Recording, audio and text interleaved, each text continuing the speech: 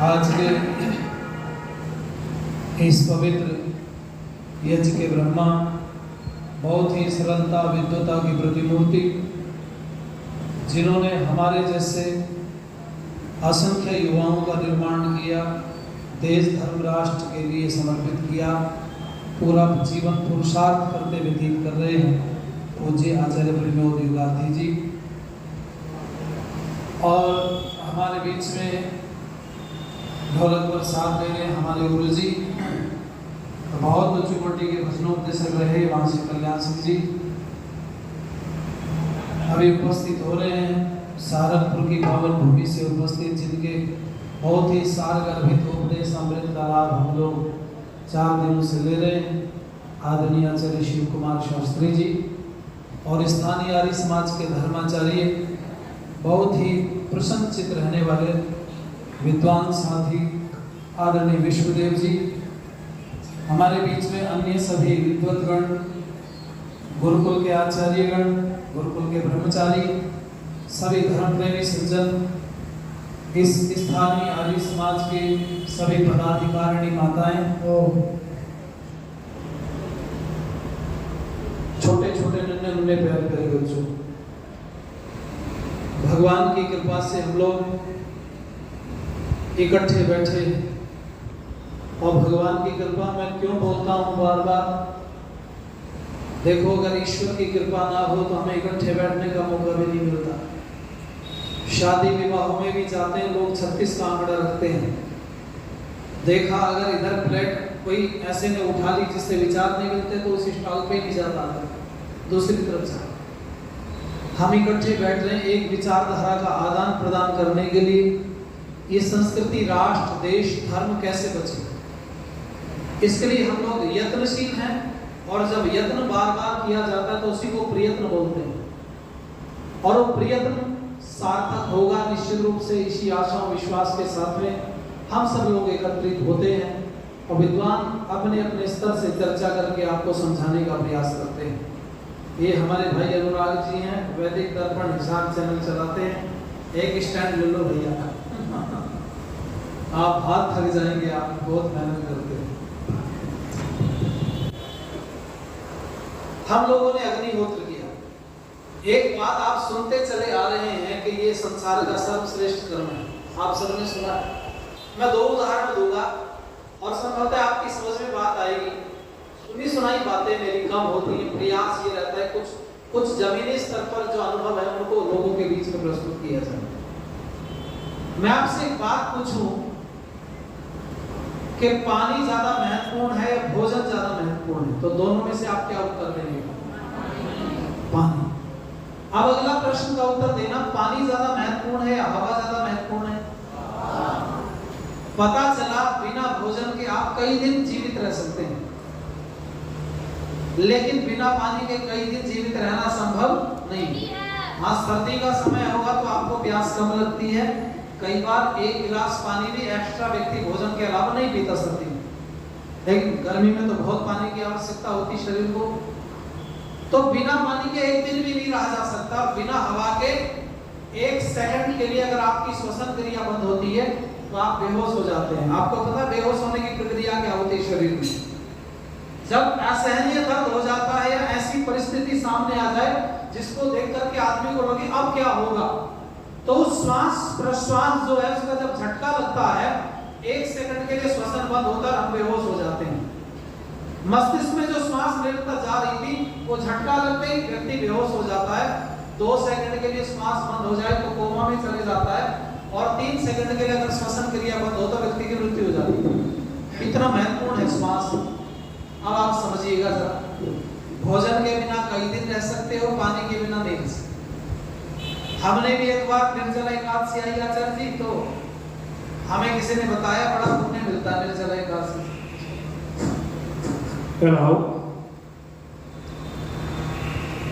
उन्होंने कहा इसका बड़ा पुण्य मिलता है, जो निर्जला एकादशी का व्रत रखता है उसकी इच्छाएं पूरी हो जाती हैं, मनोकामना पूरी होती है। मैं 10वीं क्लास में पढ़ रहा था, आचार्य जी को खूब पता है। अब तो सब परीक्षा सामान्य हो गई।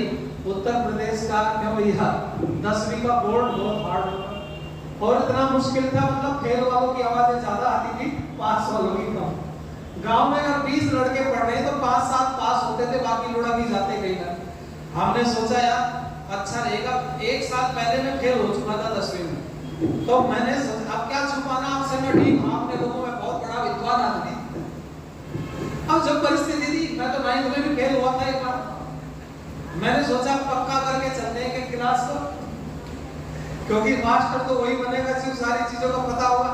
अब अपने हाथ में तो था नहीं, पढ़ते थे नहीं, फेल हो गए। 9th क्लास में फेल हुए, फिर 10th में फेल हुआ था। मैं सोचा निर्जला एकादशी का व्रत रखते हैं, कुछ मैं सहारा लगाऊंगा, कुछ व्रत का सहारा लगेगा, मेरी नैया पार हो जाए। और सुनना बच्चों, तुम्हारे काम आई बात, मेरे जीवन में घटना घट गई।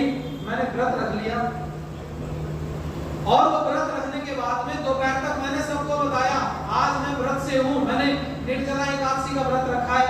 मेरी माँ ने कहा देखिए कच्चा कमरा है, मिट्टी का लिपा हुआ, इसमें पड़ जा चुपचाप नीचे आराम से, शाम आराम से कट जाएगी, नहीं तो थोड़ी देर में प्यास लगेगी और तेरे पिताजी आए ठंडा लेंगे थोड़ी देर में, अगर तूने पानी मांगा तो पिटाई बहुत होगी। अब हम कहाँ सुनने वाले थे, जो अल्हड़पन होता है ना, वो किसी के दिमाग में बात नहीं आती। तो घूमता ना 1 बजते ही बस प्यास लगनी शुरू। मैंने कहा माँ तो समझ गई, इतना बोलते ही, क्योंकि तुम अपने आप को जितना जानते हो ना, तुम्हारी माँ तुमसे 9 महीने ज्यादा तुम्हें जानती, उसने तुम्हें गर्भ में रखा है। बिना बोले अच्छा प्यास लग रही, मैंने कहा कह लेगी कोई इलाज नहीं तेरा, अब मैं बोलूंगी तो तेरे पिताजी घंटा और बजाएंगे, पानी वानी नहीं मिलेगा।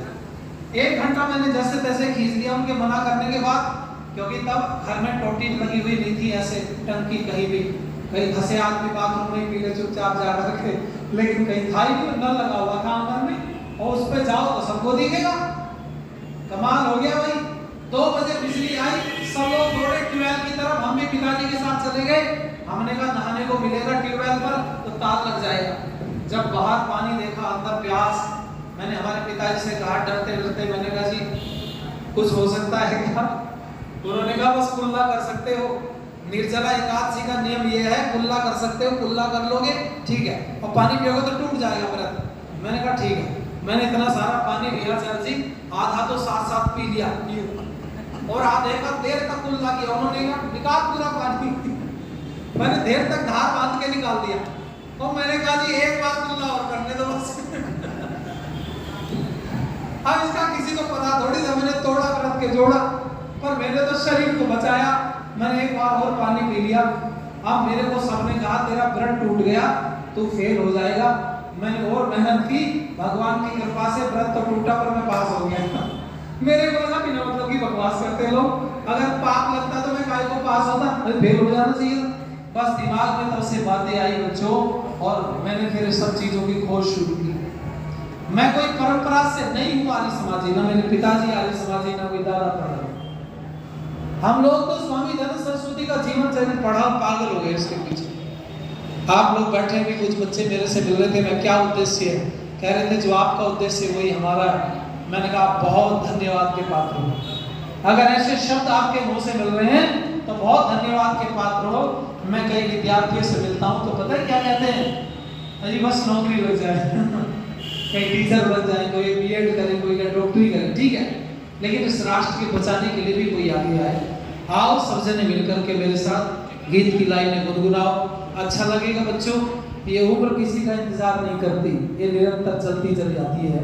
जब भी कहते ना, जब आंख खुली तभी सवेरा, जब पता चले कि जीवन का उद्देश्य कहाँ क्या कैसे करना है, समझ लो जीवन वहीं से प्रारंभ है। आओ मेरे साथ गुनगुनाओ, अच्छा लगेगा। जीवन जल की भरी गगरिया,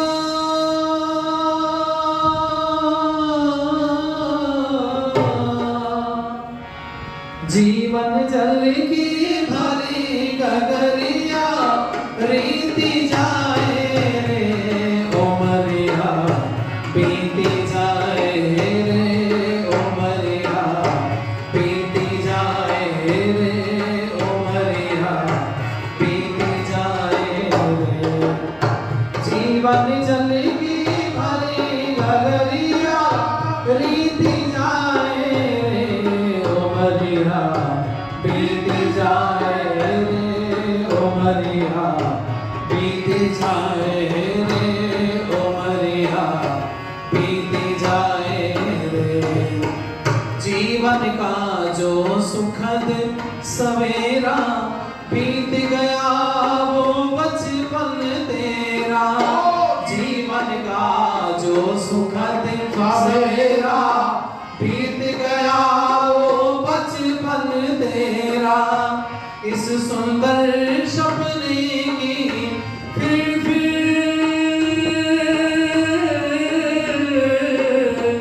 इस सुंदर सपने की फिर याद सताए रे, उमरिया बीत जाए रे, उमरिया बीत जाए रे, उमरिया बीत जाए रे। जीवन का दोपहर जवानी तेरी मस्ती भरी कहानी। जीवन का दोपहर जवानी तेरी मस्ती भरी कहानी। ढलते ये मदमस्त जवानी तेरी होगी खत्म कहानी। ढलते ये मदमस्त जवानी तेरी होगी खत्म कहानी। ढलते सांझ बुढ़ापा छाए ना कुछ सूझे ना कुछ भाए। ढलते सांझ बुढ़ापा छाए ना कुछ सूझे ना कुछ भाए। ऋषियों का संदेश यही है, संतों का उपदेश यही है। ऋषियों का संदेश यही है, संतों का उपदेश यही है। जप ले नाम विमल मन प्रभु का,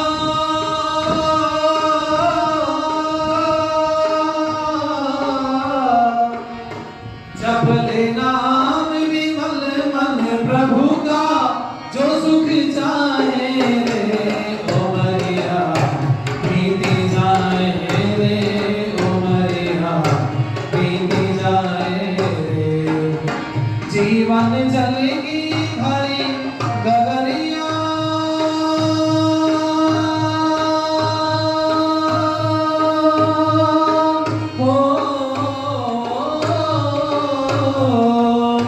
जीवन जल की भरी गगरिया।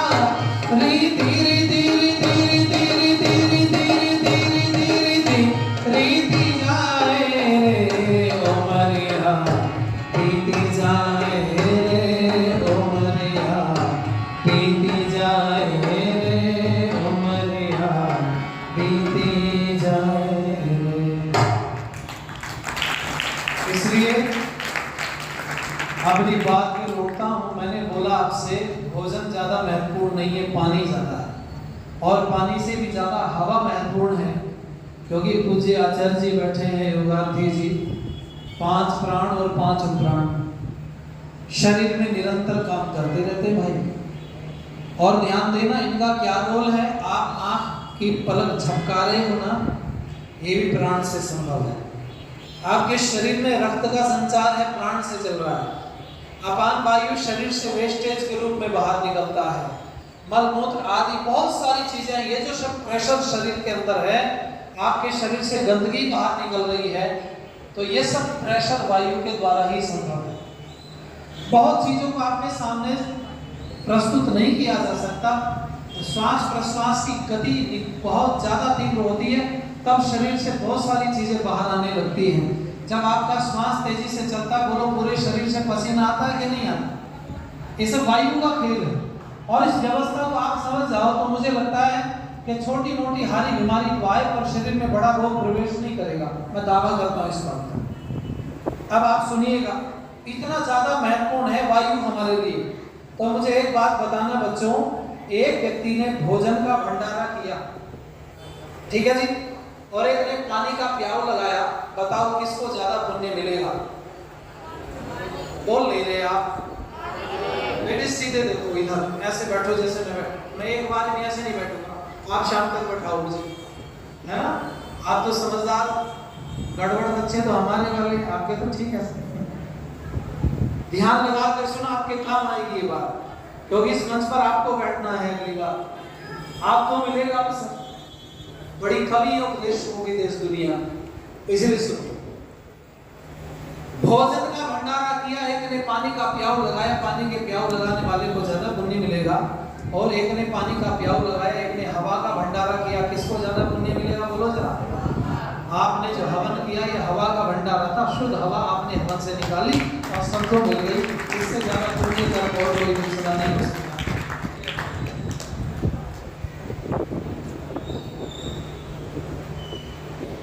हमारे आज के मुख्य अतिथि आदरणीय डॉक्टर कंवर गुप्ता जी, स्वास्थ्य एवं उद्योग मंत्री हरियाणा सरकार, हमारे बीच में यहाँ उपस्थित हो रहे हैं। उनका स्त्री बहन माताओं की ओर से, आर्यजनों की ओर से बहुत हार्दिक अभिनंदन करते हैं कि जिन्होंने अपना बहुमूल्य समय निकाल करके जो यहाँ पधारे हैं, उनका स्वागत है, सम्मान है। और साथ में श्री रामचंद्र गुप्ता जी का भी हम आदर मान सम्मान करते हैं।